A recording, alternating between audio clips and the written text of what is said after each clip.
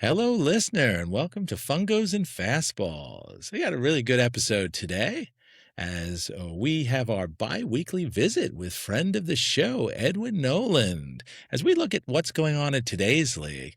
Then we go back to look at the career and the mythos of Wade Boggs. Brooke, you know why baseball is the greatest sport on earth? I do not. Because it's not tennis. Listeners, our producer, Brooke, almost killed me with an errant tennis ball to the eye yesterday, and only through the magic of natural good looks and CGI do you not see a scar. It was not my fault. Luckily, I survived to make today's episode. Luckily, yes. Luckily. Both eyes still in the head. Well, why don't we start today's episode with our trivia question? And it involves today's subject, Wade Boggs. So Boggs in 1981 played in the longest game in professional baseball history.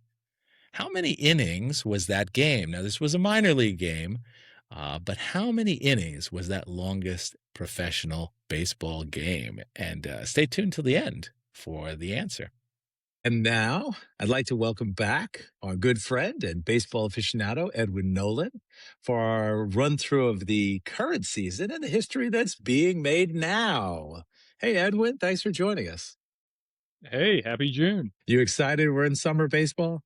Yeah, well, I can finally start paying attention a little bit more to where these teams are in the standings. Well, we usually go around the horn through every division in the league, and Brooke's going to keep us honest with her timer, bell. Thank you, Brooke. And hopefully we won't hear too much from you. But let's start with me and the American League East. Go. The Yankees have narrowed the gap with the division-leading Rays, 1.5 games up. The Yanks have a Cy Young candidate and an MVP candidate. And now, no, I'm not talking about Garrett Cole and Aaron Judge. We have Cam Schlittler and Ben Rice, of all people, in those discussions. Schlittler leads the AL with an ERA of 1.50. Ben Rice leads both leagues in OPS. The Rays welcome 38-year-old reliever Craig Kimbrell after the Mets designated him for his assignment, only to have him land on the IL after one appearance. And though the Blue Jays rotation struggles with injury, it's a wide open American League, and even 9 games back in their division, they are currently in the third wild card spot if the season ended today. Edwin.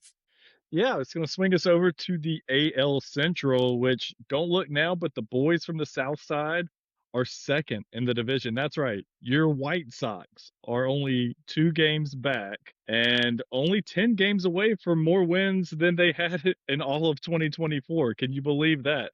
Do you believe in miracles? They do in Chicago, and it's the guys on the South Side that are making all the buzz. Them and Cleveland are the only 2 teams above 500. Meanwhile, Bobby Witt, he's making web gems almost every night, but the rest of Kansas City unable to perform.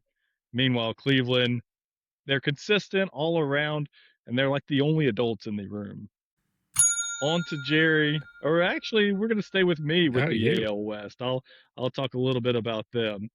The Mariners are now atop as the only team above 500 after steamrolling, sweeping the A's and flipping the 1-2 in the AL West. So the Astros quietly surging kind of in the middle towards the back of the pack. They're 7-3 in the last 10 games. Meanwhile, those Athletics that we were talking about earlier a few weeks ago, they were in the front, but now lost that to the Mariners as they've gone 3-7 in the last 10 games. Jerry? Yeah, poor Athletics. I love their young team. Nick Kurtz, man, he's going to be a stud. Over to the NL East. Atlanta continues to be the best team in MLB at 40-20. And beware, Ronald Acuna Jr. is heating up 5 home runs in the past 4 games. Though 9 games back, your Washington Nationals are 2 games over 500. Some exciting young players. 23-year-old outfielder James Wood. I loved him in the movie Videodrome. And I really like like 25-year-old shortstop C.J. Abrams. He's batting 294 with 12 homers. My World Series pick, the Phillies are right behind, swept the Padres, lost the last series to the Dodgers, Mets and Marlins competing for the basement. And now I'm doing the NL Central. I'm sure to go along with this one. The Brewers have gotten some separation, 4.5 games up in the division. I don't want to repeat myself from 2 weeks ago, but Jacob Mizorowski, I mean, come on. I mean, what a May. Continues to kill with those 100-mile-an-hour pitches, 57 in one game, 39 more in the last game against the Astros. Can his body keep this up? I didn't think anyone would grab the Cy Young away from Paul Skeens, but he and Christopher Sanchez of the Phillies are going to make this really interesting.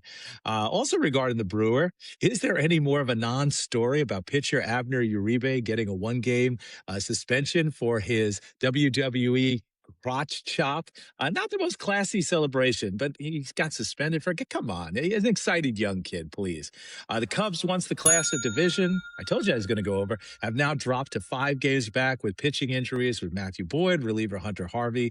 But hey, all 5 teams are still with winning records. I'm keeping my eyes on the Cardinals, just an exciting young team. That's going to swing us over to the NL West, where the Dodgers are slightly pulling away from the rest of the pack. Padres were keeping up with them for a little bit there, but they are pulling away. The D-backs are kind of neck and neck right there with the Padres, making second place interesting. Hopefully one of those teams can kind of keep pace with the Dodgers so they don't run away with the division here in late summer. But it's always fun. They've got some really exciting teams here with the Dodgers, Padres, Diamondbacks. Even the Giants are good for a few fun games. But Tatis with the Padres is always electric, and Shohei Ohtani is must-watch baseball. So, fun division. Hopefully the Dodgers don't just run away with it. Yeah, Tatis finally got his first homer. Yeah, he's super fun to watch. And I can't believe the crotch chop either. That, at first the celebration was going well. Okay, that's fine. But then when he turned and went with the Degeneration X crotch chop, can't be doing that. Now, you think he should have gotten suspended?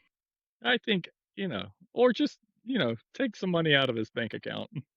Well, thank you, Edwin. I thought we did a great job as always, keeping people up to date. Thanks for joining us. Yeah, thank you guys for having me. Hello and welcome to Fungos and Fastballs, the podcast of baseball history and trivia. I'm your host, Jerry Dines. Let's jump into today's episode.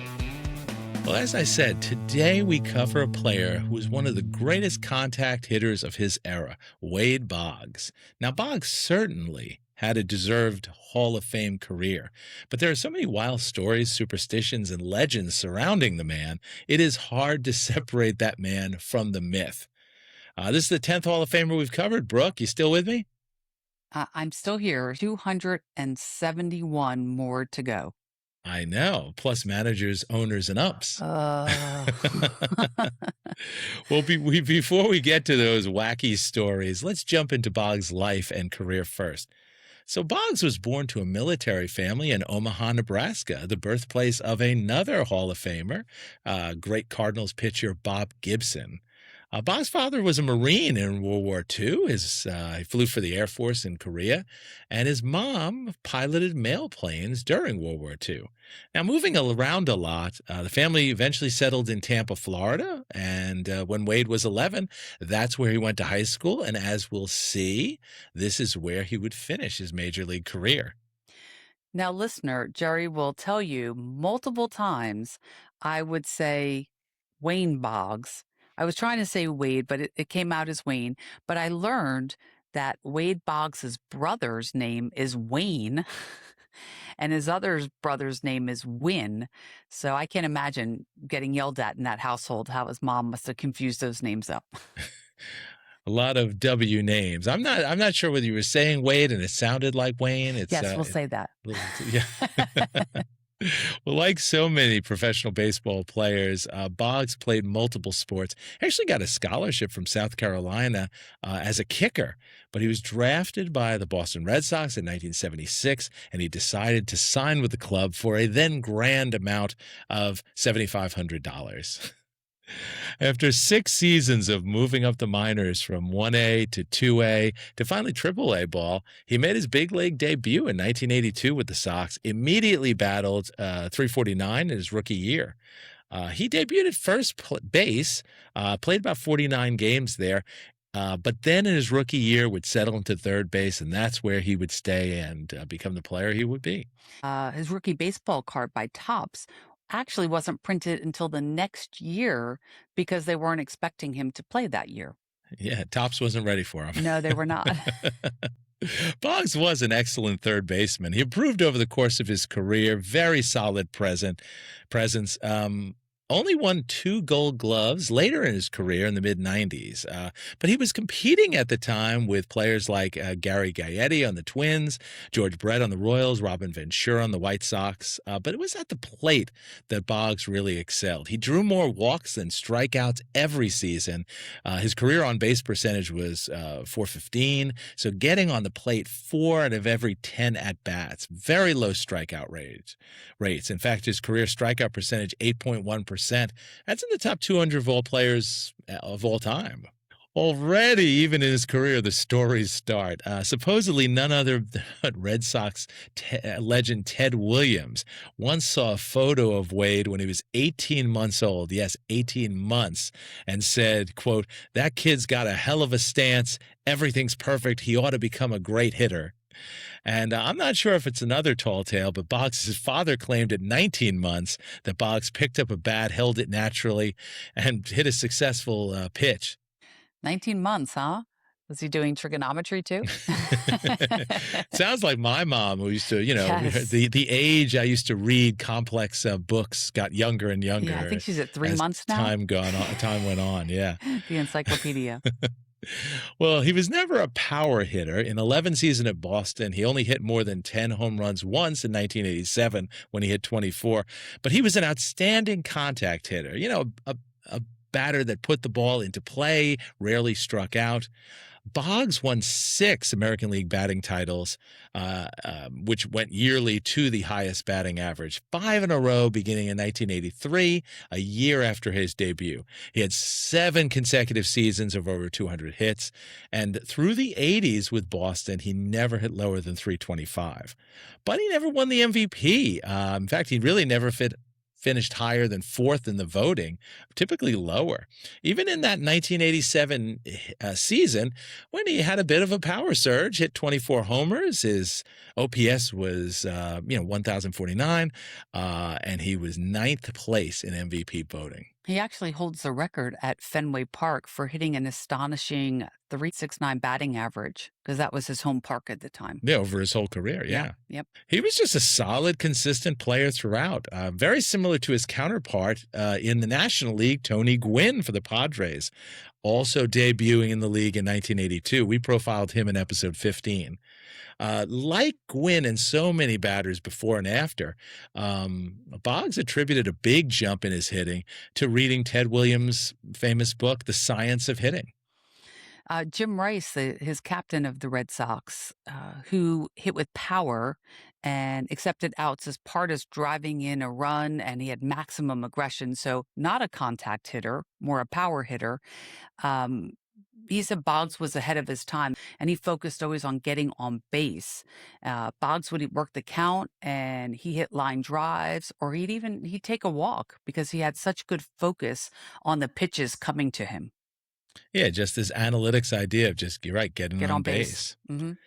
Well, despite being a Red Sox fave, after the 92 season where Boggs had a down year, Boston did not give him a long-term contract. Apparently, Red Sox owner Gene Yawkey had promised him a 7-year, $37 million contract. When she passed away in 1992, the new Sox management did not follow through on that offer, didn't give him a long-term deal, and he became a free agent.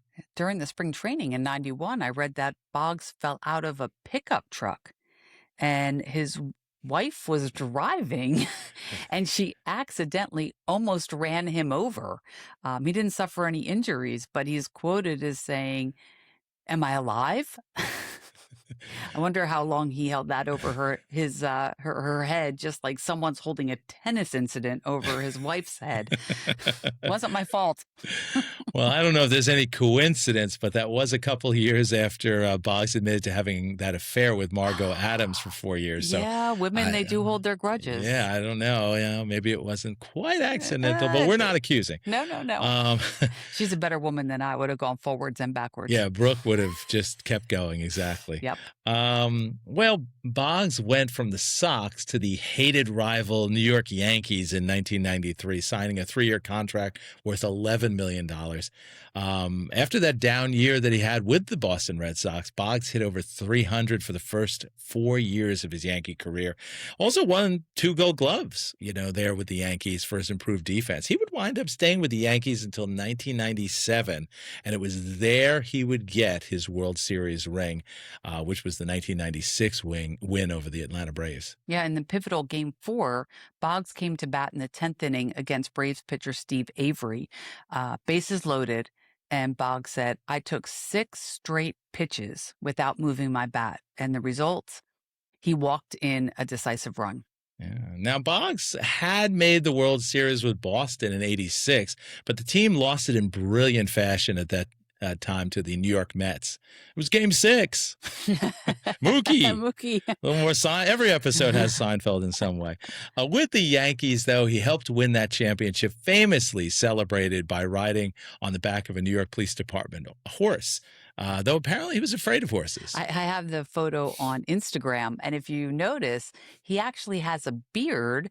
And back then, as you know, George Steinbrenner, clean-faced Yankees. Yeah, they just relaxed that standard. But just this year, or last year, I think it was. But Boggs uncharacteristically disobeyed George Steinbrenner's rule, and Boggs said, "I was playing too well to shave." I don't know how George let that one slip by. Yeah, well, I think you'll cover some superstitions soon. Well, after 5 years with the Yankees, Boggs went home to Tampa Bay, spending his last 2 years with the then Devil Rays in the first 2 years of that franchise. Now, in Tampa, he would collect his 3,000th hit, only one of 33 batters in that 3,000 hit club. And again, though not a home run hitter, his 3,000th hit was a home run. He was the first MLB player to do that, although not the last. Yeah, trivia alert. Ah. In addition to Boggs, Derek Jeter and Alex Rodriguez are the 2 other players to have their 3,000th hit a home run. No surprise, it's the 2 of them, how competitive they were. Well, he would retire in 1999 after a knee injury because he was a local player to Tampa Bay and such a big-name player in the early days of their franchise. Boggs' number 12 is actually retired by Tampa Bay despite 2 seasons. He's also in the Rays Hall of Fame. In Tropicana Field, the home of the Rays, there are 2 yellow seats among all the blue seats commemorating the landing spots of the first franchise homer hit by Boggs and Boggs' 3,000th hit in 1999. Well, it's hard to think of Boggs without all the stories that surround him. He's typically included on lists of the most superstitious athletes. In fact, on Boggs' Hall of Fame plaque, it actually says, quote, "legendary for his superstitions." Now, some of his actions may have been the regularity of growing up in a military family, but others are clearly hoping for a little luck. Boggs once quoted as saying, quote, "I always said I'd rather be lucky than good, and that was one of the reasons why I had so many superstitions. I wanted luck on my side. I never thought I was that good, but I always wanted to be lucky." So this is why he'd take batting practice every day at exactly 5:17 p.m. for night games, run sprints at 7:17 p.m. He would take exactly 150 ground balls before each game. In Toronto, he was warming up, and the scoreboard, the clock, where the clock was, he went out and it was 7:16. And so he was waiting for 7:17, and the person running the scoreboard actually held the clock up at 7:16 and then waited a minute and bypassed it to make it 718. And he was asked, well, how'd you do that night? And he said, I don't think I got a hit that night. And he said the next night they tried to do it again, but this time when it was 716, Boggs said, because his superstition is so strong, he literally counted off 60 seconds. So he got out there on time. Until that 7:17 Exactly. time. I'm like, my gosh, that's intensity. Well, every time coming up to bat in the batter's box, he would always draw the Hebrew letter Chai, meaning life. Even more interesting, Boggs wasn't Jewish. I believe that he felt routines removed distractions. So maybe I need to start drawing stuff on the tennis court before I serve. Yeah. Because Just don't serve at me. Right? I got a lot of distractions with you people. Well, he requested that Fenway Park announcer Sherm Feller not say his uniform number, 26 at the Sox, when introducing Boggs, because he had a hitting slump finish the day Feller forgot to announce his number. And of course, how can we go over Boggs without talking about his nickname, Chicken Man? Comes from the habit of eating chicken before every game. He started this in 1983, the year of his first batting title, and would eat chicken before every game since. Eventually, he even authored a book of chicken recipes called Fowl Tips, FOWL. He did say if it was a earlier game, he'd have eggs because, chicken and eggs. In 1985, sitting down from his meal, his wife had no chicken. She made pork chops that night. And that game, he went 0 for 4, 2 errors, got hit by Cal Ripken on an overthrow. So that was the end of pork chops ever again on game nights. And there's also a story he tells that in Milwaukee, a radio station went to his favorite restaurant that he would always eat before a game and bought out all their chicken, like just ordered all the chicken off the menu. So when he went in, the waitress said, "I'm sorry, we're out of chicken." And he didn't know what to do. He had to actually get up and go to a different restaurant. But he said he found the humor in it. He thought that was pretty funny. Well, Boggs in his Hall of Fame induction speech said, "Believe me, I have a few superstitions, and they work." In addition to that, he appeared on television shows. He was on The Simpsons. He was on Psych, a great episode of Cheers where the bar patrons harass him because they think he's an imposter. That Cheers episode is so funny. Well, apparently his teammates dared or bet him for that episode when he was on Cheers to bring back actresses Kirstie Alley's underwear to spring training. Geez, men, right, Brooke? I mean, what are we back to ball four antics? Yeah, boys will be boys. Well, good for Kirstie. Boggs was unsuccessful in his quest. And perhaps the most famous legend is that reported cross-country flight where he drank anywhere from 50 to 73 beers on the flight, perhaps saying the total of that whole day was over 100 beers. The numbers vary. The tale seems to grow with every telling. They always say he played a game the next day. Now, drinking about 10 gallons of any liquid seems physiologic impossible for the stomach to take. But then you add the alcohol factor. Even the most hardy liver is going to raise the blood alcohol content to really lethal levels. But Boggs, for his part, seemed to just revel in that myth. He tells different people different numbers, even appeared on that great, one of my favorite Always Sunny in Philadelphia episodes where the gang tries to duplicate his achievement on a flight. That is a great episode.